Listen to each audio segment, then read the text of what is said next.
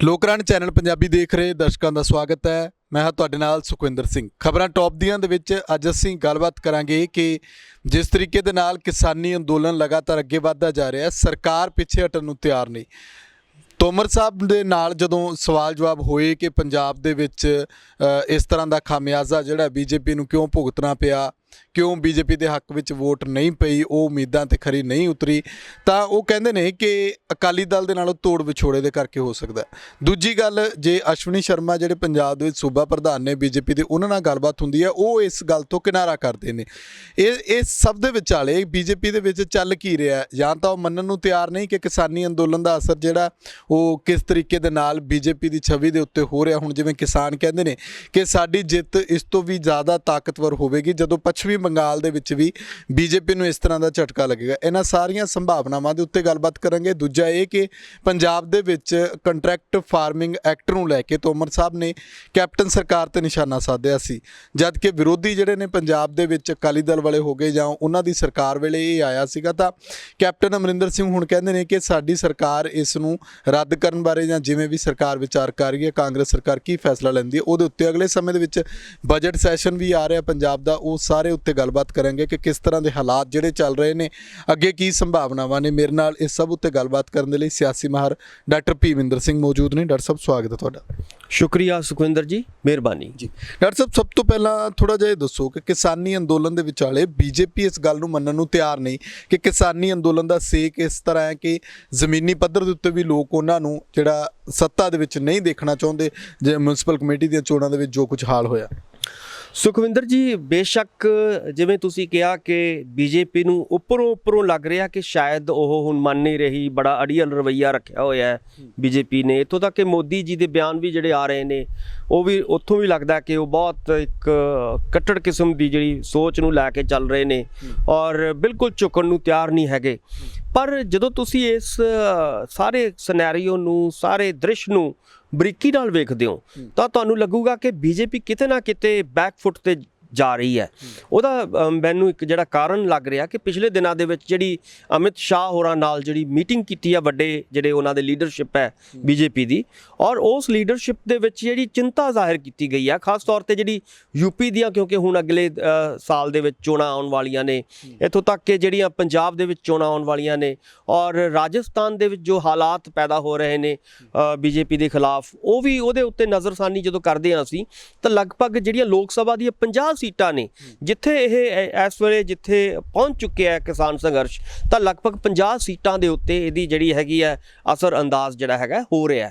ਸੋ ਇਸ ਕਰਕੇ ਬੀਜੇਪੀ ਨੂੰ ਅੰਦਰ ਖਾਤੇ ਡਰ ਲੱਗਿਆ ਹੋਇਆ ਕਿ ਜੇ ਆਉਣ ਵਾਲੇ ਸਮੇਂ ਦੇ ਵਿੱਚ ਲਗਭਗ ਜੇ 50 ਸੀਟਾਂ, ਖਾਸ ਤੌਰ ਤੇ ਮੈਂ ਇੱਥੇ ਜ਼ਰੂਰ ਐਗਜ਼ਾਮਪਲ ਦੇਵਾਂਗਾ, ਬੇਸ਼ੱਕ ਤੁਸੀਂ ਪੰਜਾਬ ਦੀ ਗੱਲ ਕੀਤੀ ਹੈ, ਪੰਜਾਬ 'ਚ ਉਹਨਾਂ ਨੂੰ ਲੱਗਦਾ ਕਿ ਸਾਡੇ ਕੋਲੇ ਗਵਾਉਣ ਲਈ ਕੁਝ ਨਹੀਂ ਹੈ, ਪਰ ਜਿਉਂ-ਜਿਉਂ ਇਹ ਸੰਘਰਸ਼ ਅੱਗੇ ਫੈਲ ਰਿਹਾ, ਯੂਪੀ ਦੇ ਵਿੱਚ ਖਾਸ ਤੌਰ ਤੇ ਜਾ ਰਿਹਾ ਹੈ ਔਰ ਹਰਿਆਣੇ ਦੇ ਵਿੱਚ ਜਿਹੜਾ ਹੈਗਾ ਇਹਦਾ ਅਸਰ ਬਹੁਤ ਤੀਬਰਤਾ ਦੇ ਨਾਲ ਦਿਖ ਰਿਹਾ ਹੈ, ਉੱਥੋਂ ਬੀਜੇਪੀ ਨੂੰ ਲੱਗਦਾ ਹੈ ਕਿ ਸਾਡੀਆਂ ਜੇ 50 ਸੀਟਾਂ ਚਲੀਆਂ ਗਈਆਂ, ਔਰ ਯੂਪੀ ਦੇ ਵਿੱਚੋਂ, ਕਿਉਂਕਿ ਯੂਪੀ ਜਿਹੜਾ ਹੈਗਾ ਸੈਂਟਰ ਦੇ ਜਾਣ ਦੇ ਵਿੱਚ ਇੱਕ ਧੁਰਾ ਮੰਨਿਆ ਜਾਂਦਾ ਹੈ, ਜਿਹਨੇ ਸੈਂਟਰ ਦੇ ਵਿੱਚ ਗੌਰਮੈਂਟ ਲਿਆਉਣੀ ਹੈ ਤਾਂ ਉਹਨੂੰ ਯੂਪੀ ਨੂੰ ਪਹਿਲਾਂ ਕਬਜ਼ਾ ਉਹਦੇ ਉੱਤੇ ਕਰਨਾ ਪਏਗਾ। ਸੋ ਯੂਪੀ ਜਦੋਂ ਇਹਨਾਂ ਨੂੰ ਖਿਸਕਦਾ ਨਜ਼ਰ ਆ ਰਿਹਾ ਹੈ, ਔਰ ਖਾਸ ਤੌਰ ਤੇ ਜਿਹੜਾ ਪੱਛਮੀ ਯੂਪੀ ਹੈ, ਜਿੱਥੇ ਜਾਟ ਦੀਆਂ ਜਿਹੜੀਆਂ ਖਾਪ ਪੰਚਾਇਤਾਂ ਆਪਾਂ ਦੇਖੀਆਂ ਪਿਛਲੇ ਦਿਨਾਂ ਦੇ ਵਿੱਚ ਬਹੁਤ ਵੱਡੇ ਪੱਧਰ ਤੇ ਆਈਆਂ, ਤਾਂ ਉੱਥੋਂ ਉਹਨਾਂ ਨੂੰ ਲੱਗਦਾ ਹੈ ਕਿ ਬੀਜੇਪੀ ਨੂੰ ਕਿ ਹੁਣ ਸਾਡਾ ਜਿਹੜਾ ਆਧਾਰ ਹੈ, ਬੇਸ ਜਿਹੜਾ ਹੈਗਾ ਹੌਲੀ ਹੌਲੀ ਖਿਸਕਣਾ ਸ਼ੁਰੂ ਹੋ ਚੁੱਕਿਆ ਹੈ, ਤੇ ਇਹ ਜਿਹੜਾ ਹੈਗਾ ਜੇ ਉਹਨਾਂ ਦੀਆਂ ਇਹ 50 ਸੀਟਾਂ ਦੇ ਉੱਤੇ ਅਸਰ ਪੈਂਦਾ ਹੈ ਤਾਂ ਲਾਜ਼ਮੀ ਤੌਰ ਤੇ ਬੀਜੇਪੀ ਜਿਹੜੀ ਹੈਗੀ ਆ ਉਹ ਹਿੱਲੇਗੀ, ਔਰ ਬੀਜੇਪੀ ਦੇ ਵਿੱਚ ਜਿਹੜਾ ਹੈਗਾ ਤੁਸੀਂ ਜਿਵੇਂ ਤੁਸੀਂ ਦੇਖ ਰਹੇ ਹੋ ਇਸ ਵੇਲੇ ਜਿਹੜਾ ਅੜੀਅਲ ਰਵੱਈਆ ਉਹ ਛੱਡੇਗੀ ਹੌਲੀ ਹੌਲੀ, ਔਰ ਉਹਦਾ ਜਿਹੜਾ ਹੈਗਾ ਉਹਨੂੰ ਕਿਸਾਨਾਂ ਦੇ ਨਾਲ ਡਾਇਲੋਗ ਕਰਨ ਲਈ ਮਜਬੂਰ ਹੋਣਾ ਪਏਗਾ ਆਉਣ ਵਾਲੇ ਸਮੇਂ ਦੇ ਵਿੱਚ। ਪਰ ਜਿਸ ਤਰੀਕੇ ਦੇ ਨਾਲ ਟਕੈਤ ਸਾਹਿਬ ਹੋਣੀ ਜਾਂ ਬਾਕੀ ਕਿਸਾਨ ਲੀਡਰ ਵੀ ਕਹਿੰਦੇ ਨੇ ਕਿ ਪੱਛਮੀ ਬੰਗਾਲ ਦੇ ਵਿੱਚ ਚੋਣ ਨਤੀਜੇ ਜਿਹੜੇ ਹੋਣਗੇ, ਅਸੀਂ ਕਹਿੰਦੇ ਉਧਰ ਨੂੰ ਵੀ ਚੱਲ ਰਹੇ ਹਾਂ। ਜਿਵੇਂ ਆਪਾਂ ਦੇਖਿਆ ਕਿ ਪਿਛਲੇ ਸਮੇਂ ਦੇ ਵਿੱਚ ਚਰਚਾਵਾਂ ਹੁੰਦੀਆਂ ਸੀ ਕਿ ਮੋਦੀ ਰੱਥ ਚੱਲ ਰਿਹਾ ਇਸ ਵੇਗ 'ਚ, ਸਾਰੇ ਜਿਹੜੇ ਦਰੜੇ ਗਏ, ਤਾਂ ਹੁਣ ਇੱਕ ਕਿਸਾਨ ਰੱਥ ਚੱਲ ਰਿਹਾ। ਉਸ ਨੇ ਜਿਹੜਾ ਉਹ ਪੂਰੇ ਦੇਸ਼ ਭਰ ਕੀ ਦੁਨੀਆ ਭਰ ਦੇ ਵਿੱਚ ਚਰਚਾ ਇਹੋ ਜਿਹੀ ਫੈਲਾਤੀ ਕਿ ਸਭ ਨੂੰ ਪਤਾ ਲੱਗ ਗਿਆ ਕਿ ਮਸਲਾ ਕੀ ਹੈ। ਪਰ ਪੱਛਮੀ ਬੰਗਾਲ ਦੇ ਵਿੱਚ ਹਾਲੇ ਵੀ ਇਹ ਕਹਿੰਦੇ ਨੇ ਕਿ ਸਾਡੀ ਸਰਕਾਰ ਹੀ ਸੱਤਾ ਦੇ ਵਿੱਚ ਆਏਗੀ, ਅਸੀਂ ਲੋਕਾਂ ਦੇ ਵਿੱਚ ਜਾ ਕੇ ਆਪਣੀ ਪਛਾਣ ਬਣਾਵਾਂਗੇ, ਜਦ ਕਿ ਕਿਸਾਨ ਇਹ ਗੱਲ ਕਹਿੰਦੇ ਨੇ ਕਿ ਅਸੀਂ ਇਹਨਾਂ ਦਾ ਰੱਥ ਉੱਥੇ ਰੋਕਾਂਗੇ। ਦੇਖੋ, ਕਹਿਣ ਨੂੰ ਤਾਂ ਬੀਜੇਪੀ ਕੁਝ ਵੀ ਕਹਿ ਸਕਦੀ ਹੈ, ਮੁਗੇਰੀ ਲਾਲ ਕੇ ਸੁਪਨੇ ਜਿਹੜੇ ਨੇ ਕਿਸੇ ਨੂੰ ਵੀ ਲੈਣ ਦਾ ਹੱਕ ਹੈ, ਪਰ ਜਿਹੜੀ ਹਕੀਕਤ ਹੈ ਇਸ ਵੇਲੇ ਆਪਾਂ ਨੂੰ ਪਤਾ ਹੈ ਕਿ ਜੇ ਕਿਸਾਨ ਸੰਘਰਸ਼ ਬੰਗਾਲ ਤੱਕ ਪਹੁੰਚਦਾ, ਇਹਦਾ ਸੇਕ ਉੱਥੇ ਤੱਕ ਪਹੁੰਚਦਾ ਕਿਉਂਕਿ ਉੱਥੇ ਜਿਹੜੀ ਹੈਗੀ ਆਪਾਂ ਨੂੰ ਪਤਾ ਹੈ ਕਿ ਇੱਕ ਵਿਰੋਧੀ ਧਿਰ ਇੱਕ ਵੱਡੀ ਜਿਹੜਾ ਹੈਗਾ ਬਹੁਤ ਵੱਡਾ ਉਹ ਨਾਲ ਉਹਨਾਂ ਦਾ ਜਿਹੜਾ ਹੈਗਾ ਟੱਕਰ ਦੇ ਰਹੀ ਹੈ। ਇਸ ਕਰਕੇ ਮਮਤਾ ਜੀ, ਹਾਂ ਬਿਲਕੁਲ, ਇੱਥੋਂ ਤੱਕ ਕਿ ਜਿਹੜੀ ਲੈਫਟ ਪਾਰਟੀ ਨੇ ਉਹ ਵੀ ਉਹਨਾਂ ਦਾ ਵੀ ਆਧਾਰ ਜਿਹੜਾ ਹੈਗਾ ਬੰਗਾਲ ਦੇ ਵਿੱਚ ਬੜਾ ਮਜ਼ਬੂਤ ਹੈ। ਸੋ ਬੰਗਾਲ ਦੇ ਵਿੱਚ ਬੀਜੇਪੀ ਦਾ ਸੱਤਾ ਹਾਸਲ ਕਰਨਾ ਇੰਨਾ ਸੌਖਾ ਕੰਮ ਨਹੀਂ ਹੈ ਕਿਉਂਕਿ ਇਸ ਵੇਲੇ ਦੂਸਰੇ ਪਾਸੇ ਜਿਹੜੀ ਵੱਡੀ ਗੱਲ ਹੋ ਰਹੀ ਹੈ ਕਿ ਕਿਸਾਨ ਸੰਘਰਸ਼ ਬਹੁਤ ਤੇਜ਼ੀ ਦੇ ਨਾਲ ਅੱਗੇ ਵਧ ਰਿਹਾ ਹੈ। ਇਸ ਲਈ ਟਕੈਤ ਸਾਹਿਬ ਨੇ ਕਿਹਾ ਕਿ ਜੇ ਉਹ ਆਪਣੀਆਂ ਗੱਡੀਆਂ ਲੈ ਕੇ, ਆਪਣੇ ਕਾਫਲੇ ਲੈ ਕੇ ਬੰਗਾਲ 'ਚ ਜਾਂਦੇ ਨੇ ਤਾਂ ਲਾਜ਼ਮੀ ਤੌਰ ਤੇ ਬੀਜੇਪੀ ਦਾ ਜਿਹੜਾ ਹੈਗਾ ਬਹੁਤ ਉੱਥੇ ਨੁਕਸਾਨ ਹੋਣ ਦੀਆਂ ਸੰਭਾਵਨਾਵਾਂ ਹੋ ਸਕਦੀਆਂ। ਇਹਦੇ ਵਿਚਾਲੇ ਬੀਜੇਪੀ ਤੇ ਇਹ ਗੱਲ ਕਹਿੰਦੀ ਹੈ ਨਾ ਕਿ ਪੱਛਮੀ ਬੰਗਾਲ ਤੇ ਬਾਕੀ ਸੂਬਿਆਂ ਦੇ ਕਿਸਾਨਾਂ ਦੀਆਂ ਮੁਸ਼ਕਲਾਂ ਵੱਖੋ ਵੱਖਰੀਆਂ ਨੇ, ਉੱਥੋਂ ਦੇ ਕਿਸਾਨਾਂ ਦੀਆਂ ਮੁਸ਼ਕਲਾਂ ਹੋਰ ਨੇ। ਅੱਜ ਤੱਕ ਕਹਿੰਦੇ ਉਹਨਾਂ ਨੂੰ ਜਿਹੜਾ 2000 ਰੁਪਇਆ ਤਕਰੀਬਨ 6000 ਸਾਲ ਦੇ ਵਿੱਚ ਦਿੰਦੇ ਨੇ, 2-2000 ਦੀ ਕਿਸ਼ਤ, ਉਹ ਵੀ ਨਹੀਂ ਦਿੱਤੀ ਗਈ। ਸਰਕਾਰ ਕਹਿੰਦੇ ਮਮਤਾ ਬੈਨਰਜੀ ਦੀ ਹੈ, ਉਹਨਾਂ ਨੇ ਲਿਸਟ ਤੱਕ ਸਾਨੂੰ ਸੌਂਪੀ ਨਹੀਂ। ਇਸ ਕਰਕੇ ਮੁੱਦੇ ਵੱਖਰੇ ਨੇ, ਕਹਿੰਦੇ ਉੱਥੋਂ ਦੇ ਕਿਸਾਨ ਨਹੀਂ ਇਹਨਾਂ ਦੇ ਝਾਂਸੇ ਦੇ ਵਿੱਚ ਆਉਣਗੇ।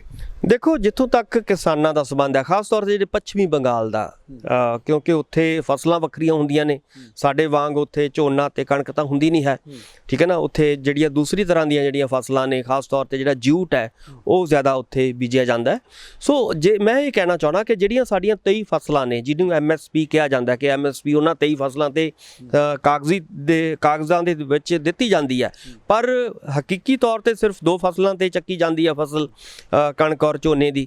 ਜਦੋਂ ਉਹ ਕਿਸਾਨ ਆਪਣੀ ਫਸਲ ਦੇ ਉੱਤੇ MSP ਰੇਟ ਜੋ ਸਰਕਾਰ ਨੇ ਨਿਰਧਾਰਿਤ ਕੀਤਾ ਹੋਇਆ, ਜੇ ਉਹ ਉਹਨਾਂ ਨੂੰ ਮਨਜ਼ੂਰ ਕਰਾਉਣਗੇ, ਉਹਨਾਂ ਨੂੰ ਕਹਿਣਗੇ ਕਿ ਸਾਨੂੰ ਆਪਣੀ ਫਸਲ ਦੇ ਉੱਤੇ ਜਿਹੜੀ ਅਸੀਂ ਫਸਲ ਉਗਾਉਂਦੇ ਹਾਂ ਪੱਛਮੀ ਬੰਗਾਲ ਦੇ ਵਿੱਚ, ਤਾਂ ਉਹਦੇ ਉੱਤੇ MSP ਜਿਹੜੀ ਹੈਗੀ ਉਹਦੇ ਰੇਟ ਦੇ ਉੱਤੇ ਸਰਕਾਰ ਚੁੱਕੇ।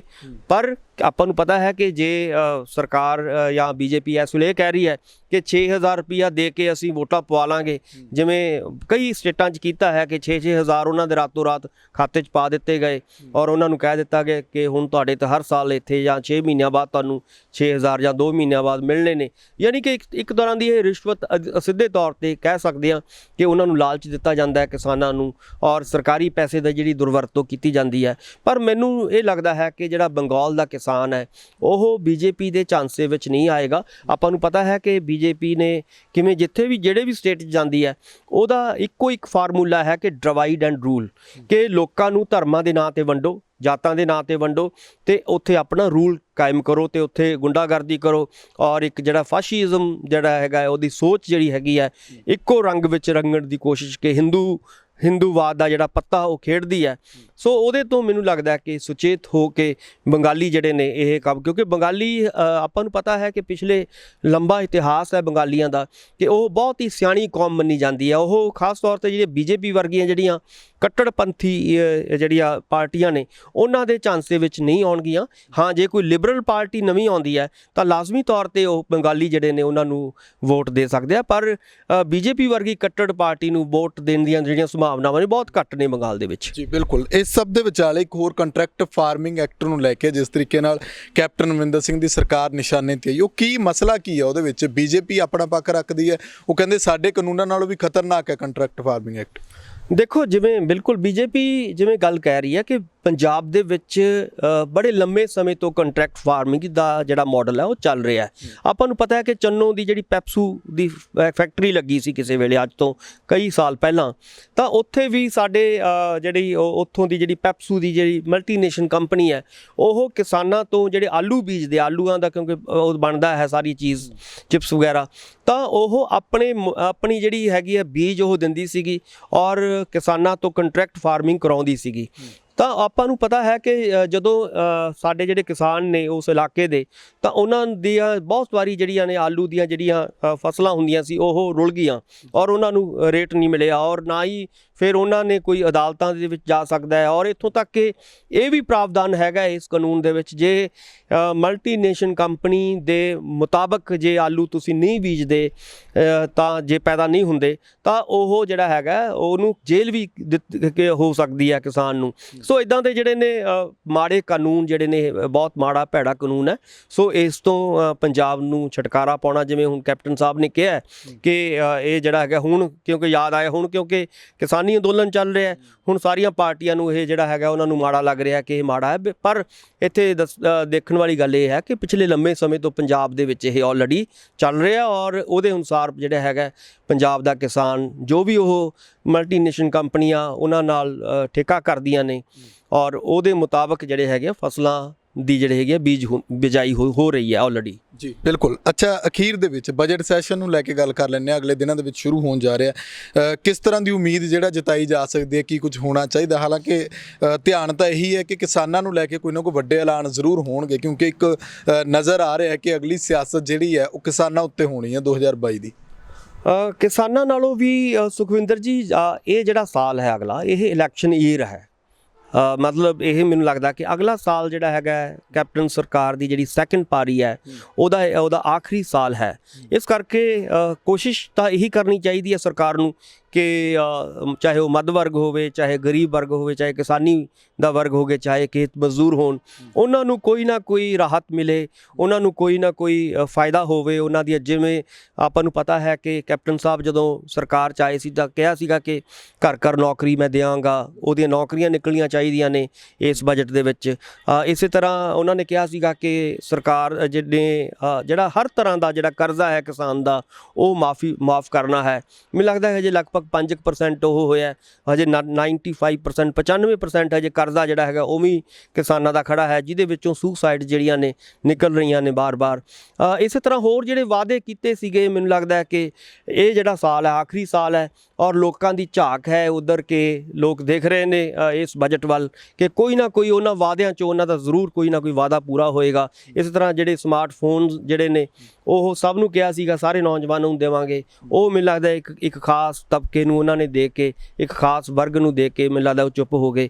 ਸੋ ਸਾਰੀਆਂ ਚੀਜ਼ਾਂ ਜਿਹੜੀਆਂ ਨੇ ਇਸ ਵੇਲੇ ਜਿਹੜੇ ਵਾਅਦੇ ਜਿਹੜੇ ਲੋਕਾਂ ਨਾਲ ਕੀਤੇ ਸੀ, ਪੰਜਾਬੀਆਂ ਨਾਲ ਕੀਤੇ ਸੀਗੇ ਨੌਕਰੀਆਂ ਦੇ ਜਾਂ ਹੋਰ ਖੁਸ਼ਹਾਲ ਪੰਜਾਬ ਬਣਾਉਣ ਦੇ, ਉਹ ਵਾਅਦੇ ਸਾਰੇ ਲਗਭਗ ਹਜੇ ਡਿਊ ਨੇ। ਸੋ ਕੈਪਟਨ ਸਾਹਿਬ ਤੋਂ ਇਹ ਉਮੀਦ ਕਰਨੀ ਬਣਦੀ ਹੈ ਕਿਉਂਕਿ ਲਾਸਟ ਈਅਰ ਹੈ ਉਹਨਾਂ ਦਾ ਔਰ ਇਲੈਕਸ਼ਨ ਈਅਰ ਹੋਣ ਕਰਕੇ ਬਹੁਤ ਸਾਰੇ ਜਿਹੜੇ ਨੇ ਉਹ ਕੁਝ ਦੇ ਸਕਦੇ ਨੇ ਪੰਜਾਬ ਨੂੰ।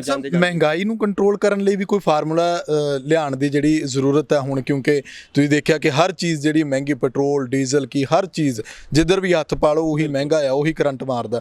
ਉਹਦੇ ਉੱਤੇ ਵੀ ਸਰਕਾਰ ਨੂੰ ਸੋਚਣਾ ਨਹੀਂ ਚਾਹੀਦਾ ਕਿ ਕਿਸੇ ਤਰੀਕੇ ਨਾਲ ਟੈਕਸ ਸੈਸ ਵਗੈਰਾ ਉਹ ਘਟਾਏ ਜਾਣ, ਕੰਟਰੋਲ ਕੀਤਾ ਜਾਵੇ, ਕਮ ਸੇ ਕਮ ਪੰਜਾਬ ਦੇ ਵਿੱਚ ਰਾਹਤ ਆਵੇ ਨਾ। ਹੁਣ ਇਹ ਤਾਂ ਹੈ ਨਹੀਂ ਵੀ ਇੱਥੋਂ ਪੈਟਰੋਲ ਲੈ ਲਿਆ, ਜਿਵੇਂ ਕਹਿੰਦੇ ਨੇ ਕਿ ਕਿਤੇ ਵੀ ਜਾ ਕੇ ਫਸਲ ਕਿਸਾਨ ਵੇਚ ਸਕਦਾ। ਮੈਂ ਪੜ੍ਹ ਰਿਹਾ ਸੀ ਸੋਸ਼ਲ ਮੀਡੀਆ ਤੋਂ ਲੋਕ ਕਮੈਂਟ ਕਰ ਰਹੇ ਨੇ ਕਿ ਹੁਣ ਪੈਟਰੋਲ ਜਾ ਕੇ ਜੇ ਉੱਧਰ ਹਰਿਆਣੇ ਸਸਤਾ ਉੱਧਰੋਂ ਜਾ ਕੇ ਲੈ ਲਓ, ਪਤਾ ਤਾਂ ਲੱਗੂਗਾ ਨਾ ਲੋਕਾਂ ਨੂੰ ਜਿਹੜੇ ਕਹਿੰਦੇ ਨੇ ਕਿ ਖੇਤੀ ਕਾਨੂੰਨਾਂ ਦੇ ਵਿੱਚ ਕੀ ਹੈ, ਤੇ ਹੁਣ ਪਤਾ ਲੱਗੂਗਾ ਕਿ ਇੱਦਾਂ ਨੁਕਸਾਨ ਹੋ ਰਿਹਾ।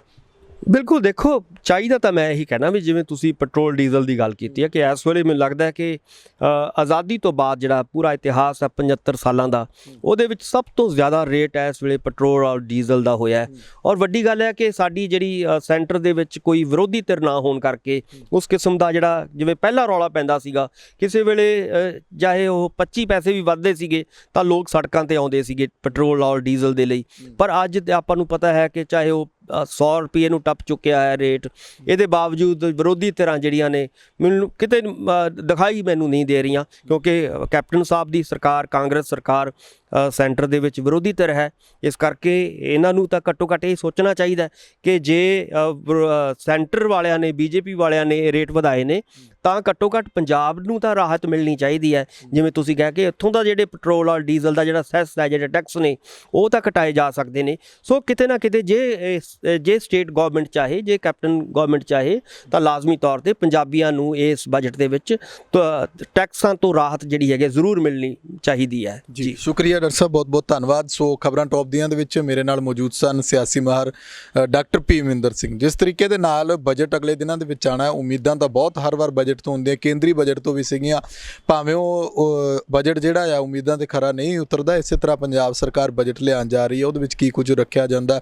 ਘਰ ਘਰ ਜਿਹੜੀ ਨੌਕਰੀਆਂ ਦੀ ਗੱਲ ਸੀ, ਬੇਰੁਜ਼ਗਾਰ ਅੱਜ ਵੀ ਭਾਲ ਕਰਦੇ ਨੇ ਕਿ ਸਰਕਾਰ ਸਾਡੇ ਵੱਲ ਨੂੰ ਜਿਹੜਾ ਉਹ ਕਿਤੇ ਖਜ਼ਾਨਾ ਖੋਲ੍ਹੇ, ਪਰ ਉਮੀਦ ਜਿਹੜੀ ਹੈ ਉਹ ਲਗਾਉਣੀ ਜਿਹੜੀ ਹੈ ਹਰ ਇੱਕ ਦਾ ਹੱਕ ਬਣਦਾ ਹੈ। ਹਰ ਕੋਈ ਆਪਣੇ ਤਰੀਕੇ ਨਾਲ ਉਮੀਦ ਲਾਉਂਦਾ। ਸਰਕਾਰ ਉਮੀਦਾਂ ਦੇ ਕਿੰਨੀ ਕੁ ਖਰੀ ਉਤਰਦੀ ਹੈ ਇਹ ਬਜਟ ਸੈਸ਼ਨ ਵਿੱਚ ਪਤਾ ਲੱਗੇਗਾ। ਖੇਤੀ ਕਾਨੂੰਨਾਂ ਨੂੰ ਲੈ ਕੇ ਕਿਸਾਨ ਜਿਹੜੇ ਨੇ ਉਹ ਲਗਾਤਾਰ ਮਹਾਪੰਚਾਇਤਾਂ ਤੇ ਹੋਰ ਵੀ ਜਿਹੜੇ ਆਪਣੇ ਫੈਸਲੇ ਲੈ ਰਹੇ ਨੇ। ਸਰਕਾਰ ਆਪਣੇ ਫੈਸਲੇ ਤੇ ਅਟੱਲ ਹੈ। ਅਗਲੇ ਸਮੇਂ ਵਿੱਚ ਕੀ ਕੁਝ ਨਿਕਲ ਕੇ ਸਾਹਮਣੇ ਆਉਂਦਾ ਉਹਦੇ ਉੱਤੇ ਨਜ਼ਰ ਰਹੇਗੀ।